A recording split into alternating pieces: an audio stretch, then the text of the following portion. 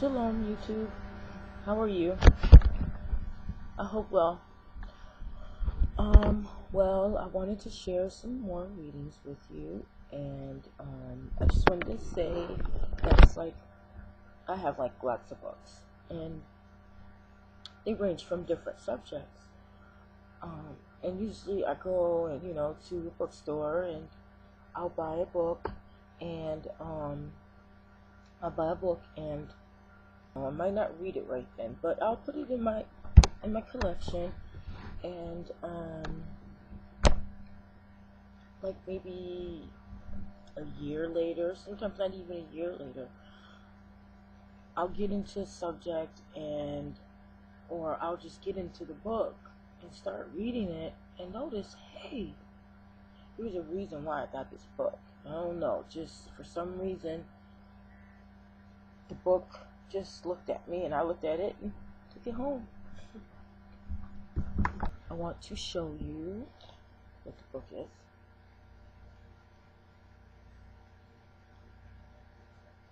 White Over Black, American Attitudes Towards the Negroes,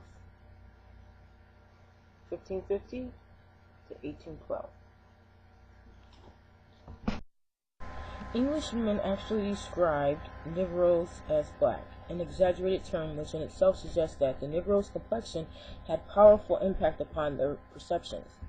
Even the peoples of northern Africa seemed so dark that Englishmen tended to call them black, and let further refinements go by the board.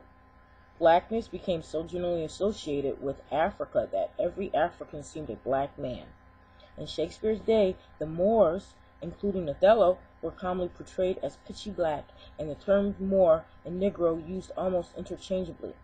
With curious inconsistency, however, Englishmen recognized that Africans south of the Sahara were not at all the same people as the much more familiar Moors.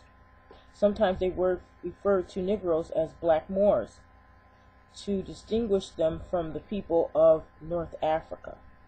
During the 17th century, the distinction became more firmly established, and indeed writers came to stress the difference in color, partly because they delighted in correcting their predecessors, and partly because Negroes were being taken up as slaves and Moors increasingly were not.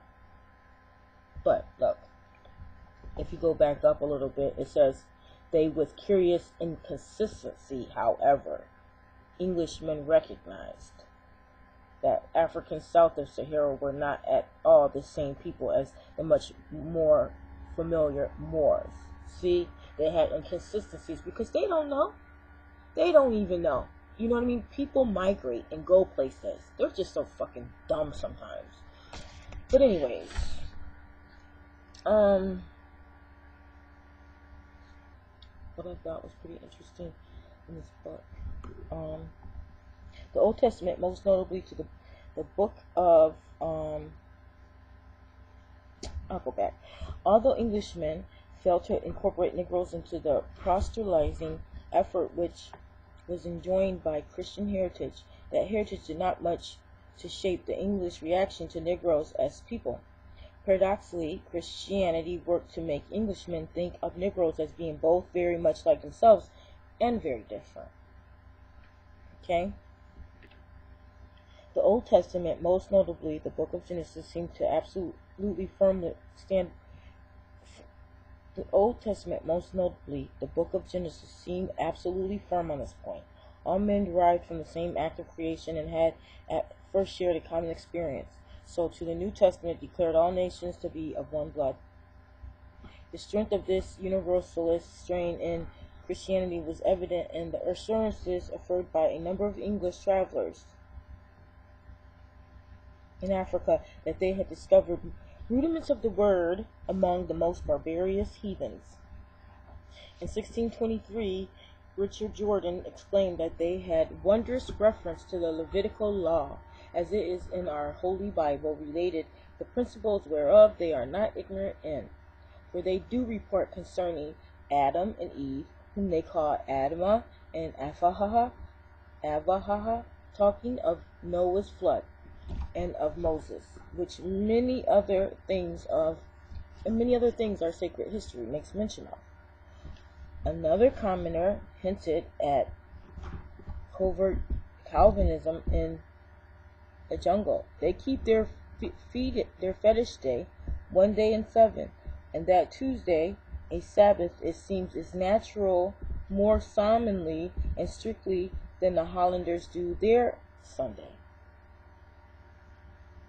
To call the Sabbath natural among the heathens was an invitation to do missionary to harvest the seed planted everywhere by God.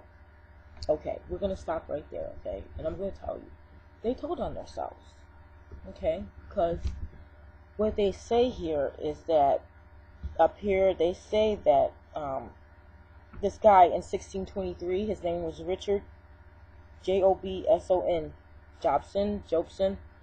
He said they have a wondrous reference to the Levitical law, and he was talking about the Africans, the West Africans, okay, the Negroes, okay, whatever you want to call them. But anyways, he told on himself. He said they have a wondrous reference to the Levitical law, as it is in our Holy Bible, related to the principles whereof they are not ignorant, and for they do report concerning Adam and Eve, whom they call Adamah and Avah, talking of Noah's flood and of Moses, with many other things our sacred history makes mention of. You know, they're talking about it's their sacred history, but these so-called Africans, they know all about it. It's funny. It's kind of funny. It's just so funny how ignorant they were, because they were in the presence of Israelites, you know, that just migrated from things that happened in Israel, you know, when the temple was destroyed, you know. I mean, they're just crazy. It's sad to say that. But they said,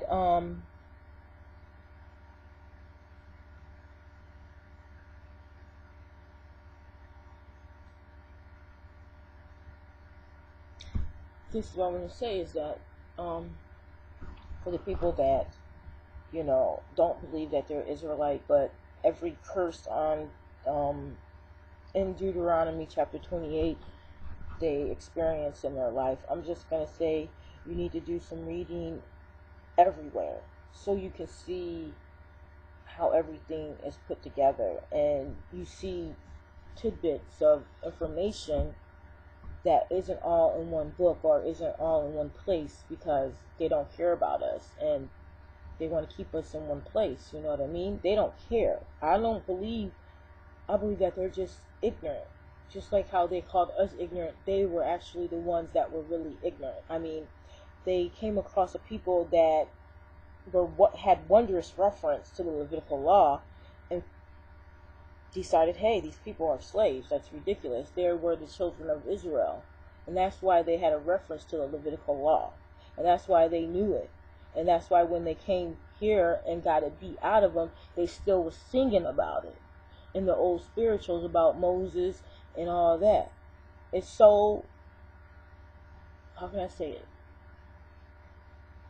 It's obvious. It's so obvious. Now, I'm not saying every black person is Israelite, not every African, but that the ones that fit the description in the book, okay, they are. I am, and probably you are. Funny. No, it's real. Shalom.